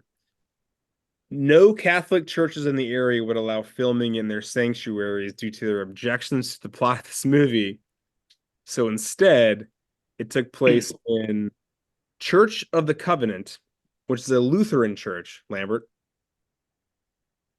I am Lutheran. I know It's very close. Lutherans, It's the Lutherans were allowed. it's considered Catholic light What I'm or saying Catholicism without the guilt. what I'm saying is you Lutherans were open to having this happen, so thank you. You're welcome. So this is actually a pretty good fact. It was shot in 32 days. The whole thing was shot in basically a month. Yeah. That's impressive. It's absolutely nuts. That is lightning fast. All right, so we talked about this at the beginning, but I think it's worth mentioning. Yeah, the movie was given a limited release in the United States due to the Columbine massacre, and it was only shown in 5 theaters. Pretty staggering, based on the amount of money that was put into the film and the cult following that it got after.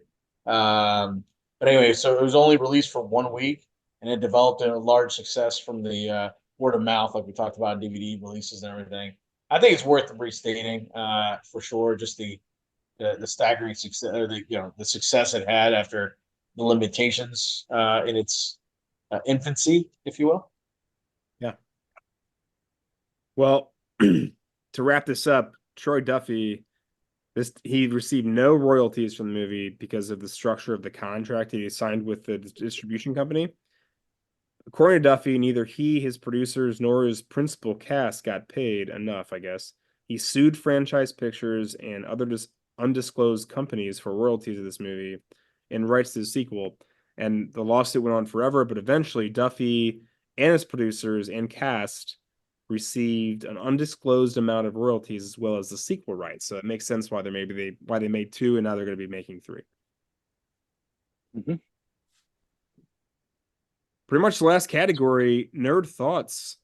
Was there anything that you thought of while watching this that that we should be bringing up right now? I have a couple. I'll start and you guys can throw in some of there. These two are obviously like way more talented and smarter than where they are in meat packing as a meat packing district. So why are they there? How do they end up there? I'm curious. No what do you idea. think? Why are they not working for some Fortune 100 company and is it because they want to fight everybody and smash bottles over each other's heads like we see in the bar? Maybe they just don't give a shit. Okay. Maybe making money doesn't matter to them.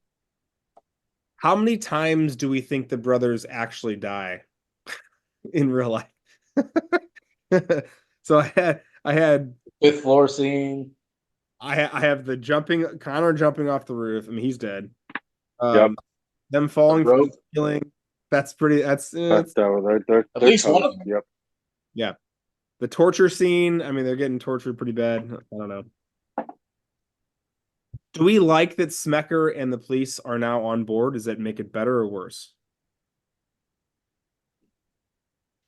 Well, it's only a subset of the police. It's not the whole police department. It's just some rogue detectives and an FBI agent. All right. So sorry, Smecker and his team. Do we like that they are all now on board with this whole thing? Does it make it better or worse? Do we support that now, or do we like they were like total rogue agents before? Yeah, it legitimizes it to some extent. I think. Right, and it probably makes me feel better about it. enhances their reach a little bit because they got some people on their side. Yeah, no, yeah, I mean, some of those scenes at the beginning, one of the understated scenes, just certainly not my favorite, but I thought it was pretty good. Kind of setting the stage when they're in jail and they're after the whole like, might as well throw a potato in a string and thanks for coming out, and they're like, they show up all of a sudden, but they're like, the guy's like, "Oh, we have an extra holding cell. Like, can you stay over?" And everybody's high fiving in the morning, like, "Hey, you want some coffee?" Like, "Oh, hey guys, what's up?" Everybody kind of loved them within the department, in that precinct at least. Uh, so yeah, I think because they were doing what they couldn't. right. Absolutely, and it's what Smecker literally said in the confession. Like stuff that I'm a man of the law, and I'm supposed to stay within the law, but these guys are doing what I wish I could and I can't. Yeah, I get on board with that. There's a reason why I'm on board with that. Vigilantism to a certain degree, sure. Well, I'm glad you said that because that was what I was hoping you'd say. I think that's what makes this fun, and like thinking about it more, like in retrospect, I think that actually would be a really cool aspect of a sequel or a TV series is that they're bringing in. It's almost like when you see superheroes, and then you've got Gordon on board with Batman, and it's like, oh, like they're working the system, but also bringing the vigilante to do things that they can't do within the law, which is kind of the whole point of Yeah. this whole. Yes. And it's the whole reason why I asked, hey, have you guys watched the Defender series? The multiple series out there, because Detective Mahoney is that guy. He's the guy that at first is like absolutely against it. He wants to arrest every single one of these motherfuckers, but then he's like at the same time he's helping him behind the scenes, whether it's Daredevil, Punisher, Luke Cage. He's always helping at some point, even if reluctantly. He's helping the vigilantes, do their thing, even though half the time he's trying to arrest them. But it's kind of that dichotomy that I kind of appreciate, So anyway, I would recommend that as well. Kind of parallels that. Well, I think that kind of is a good point to end to wrap it up. Like any other final thoughts about this movie, Boondock Saints, 25 years now. Lambert, anything else to say about this movie we haven't said yet? If you haven't seen it, you need to. Yeah. Yeah. Okay. Pascal? Yeah, it's as thought provoking now as it was 25 years ago. It's I great. think it's a really fun take on the idea of being vigilantes, and they're really forced into it. And I honestly, like, I don't know how much CGI or like special effects were used on this. Probably not a whole lot. So it's all about like real effects, and I think that's what's really fun about it too, is that it's so believable.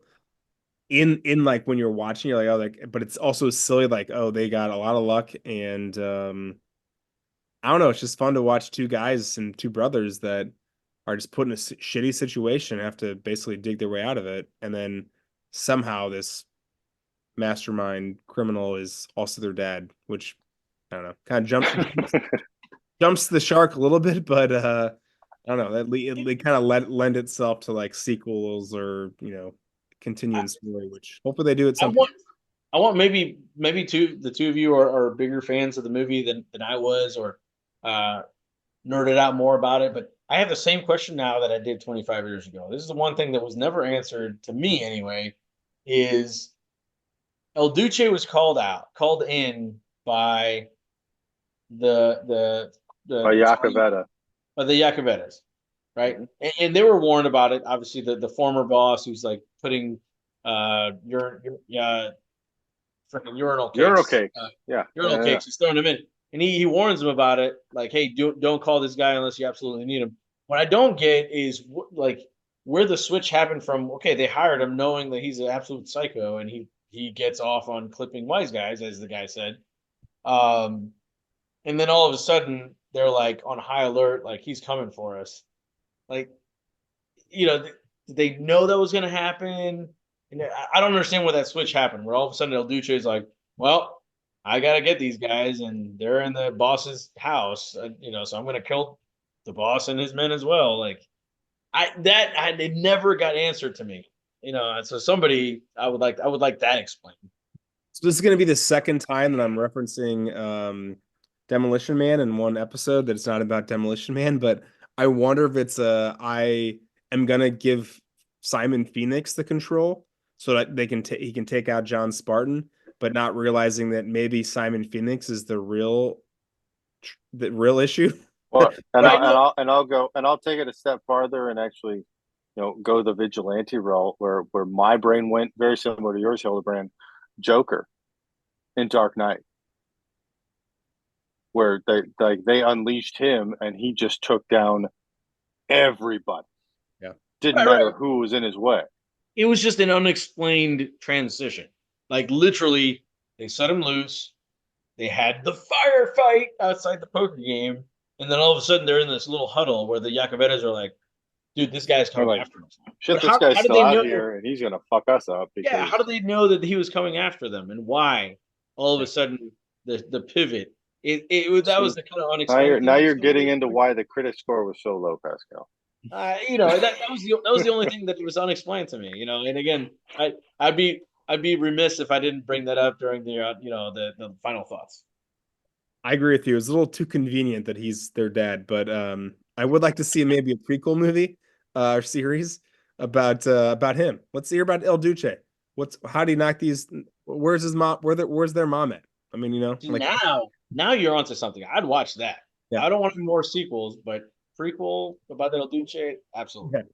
That'd be fun. I mean, they touched on that a little bit in the sequel, but just a little bit. A little bit origin. You want full origin story on El Duce. Just make a movie called El Duce.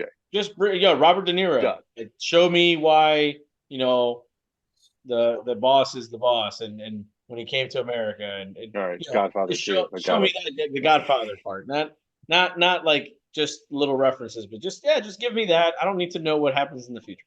I want it to end at the firefight scene where he's like, "Oh shit, these are actually my kids. Maybe I'll just wound them and not kill them." Maybe I won't kill them. All right. Well, that was a fun episode. Boondock Saints 25th anniversary. A little bit of nerd outreach. Thank yous, Pascal. Thank you for joining us today, man. This was obviously. Dude, I'm the lucky one here. You guys are awesome. I can't believe you guys have invited me back after what I do.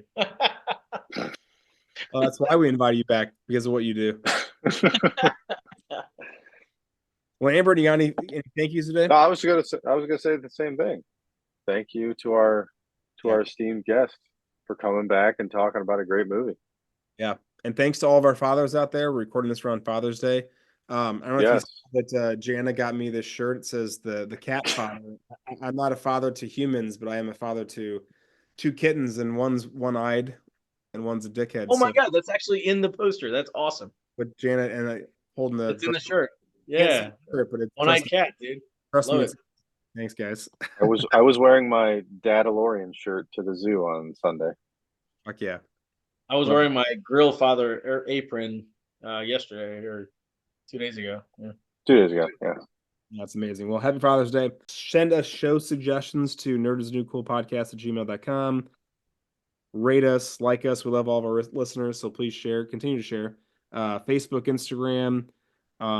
Obviously, you can listen to us wherever podcasts are found, as well as watch our YouTube channel where we have all of our nerd bites, our nerd takes. Next episode preview, the aforementioned Roadhouse 35th Roadhouse anniversary. Pascal, you're not going to be joining us because we don't like to take on the. No, but here's the thing: you guys are talking about the Patrick Swayze, Sam. We're gonna touch on both. Don't get me wrong. Like, it's focused on the original, but like we can't do an episode without talking about the remake that came out this year. I don't. You guys should definitely love it. Yeah. I even have a new category title for a remake. We were talking about this. Yeah. I've already come up with it. I'm not going to tell you guys right now. Pascal, what do you think about maybe doing like a call-in segment where you pop in for 5 minutes to give us like a real quick overall Pascal thoughts on the new Roadhouse? Dude, I'll be honored. Or should we just record it right now? Yeah, go ahead. I'm not prepared right now. I didn't come prepared. I'll tell you what. Love it. We'll record that in a second. But thank you guys for joining us for this episode. We'll see you next time. See you, everybody. Bye-bye.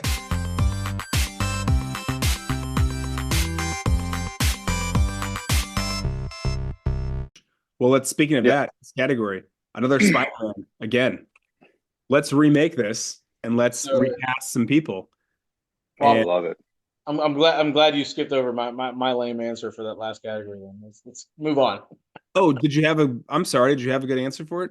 No, I don't. That I am actually not being facetious. I'm like saying that. That's thank you for skipping me because my sarcastic answer was, what could we do without the sequel? Oh, no, no, hold on. No. We're gonna get to We'll get to that in a second. No, I'm We'll saying get to that that was in a my second. answer. okay. That was my answer to what we're would not be there yet. canceled. We're not to the sequel yet. We'll be there in a second. No, I know, but that was my answer to what should be canceled. I am going to edit the fuck out of this last part, Pascal, because there's a category later on. Tomorrow is another day where we talk about what happens next. That's when you talk about the sequel, you idiot. Well, I answered the question with the sequel. Okay, whatever. That's fine. Let's move on. Thanks for causing us to talk about what we didn't need to talk about or what I skipped over. It's good podcasting. I'm not the pro. I had a fucking amazing segue. God damn it, what did I say? Another Spider-Man again.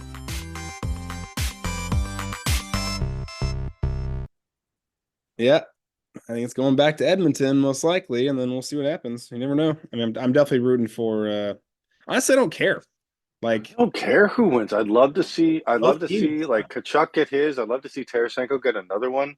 Yeah, but I'd love to see McJesus finally get one. Me too. That's the thing. And just like, fucking for this final, I'm like, someone win, and I'm happy. When's the last time Canada won a fucking Stanley Cup? I mean, 93. Yeah. Montreal 93. Oh, right. That was the last time they won. That's a long ass time, man, for Canada. It's a long ass fucking time for Canada's national sport, which I don't even think hockey is. I think it's curling or something. It's lacrosse. It is lacrosse. It is hockey, but no, their national sport actually is lacrosse. Is it? It is, yeah. Wait, okay. That's like saying like U.S. national sport is NASCAR. It is, isn't it? No, it's more like no. I think it's actually more like saying the national sport of the U.S. is baseball, but it's actually football. But it's actually NASCAR. But it's actually It's actually baseball. I know. America's pastime, but if you go like what most people in America watch, NASCAR is like number one. No, the NFL fucking football. The NFL is that for sure. It's football. Yeah. I looked throughout the NFL. It's football. Yeah, it's football. It's college football and NFL football. It's wait, you combine the two or just individual? No, it's football. Period. That's the most popular sport in this country by 1,000%. Yeah.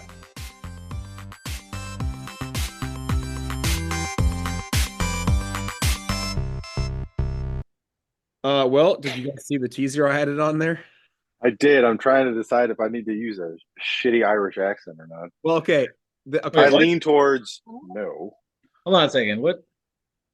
You don't remember that part? I was gonna address that's the courtroom scene. I didn't see it teaser. It just says A. I didn't see the. I guess the teaser intro. I just added it. Oh, okay. Are you on the online version? Yeah, as you were logging in. Well, I had my like the copy that I had been editing. I had that one. Okay, that's the only thing I edited. So if you want to just go back to the original, copy that. It's just it's near this, like the very end of the courtroom quote, basically. Oh, okay. But I thought it was fitting because it says like, and you will see we three, which is us three, obviously. Oh yeah. We're not doing the whole thing because that's too long and the whole speech. Yeah, I don't know, that's kind of a lot. It's a weird way to start out a podcast.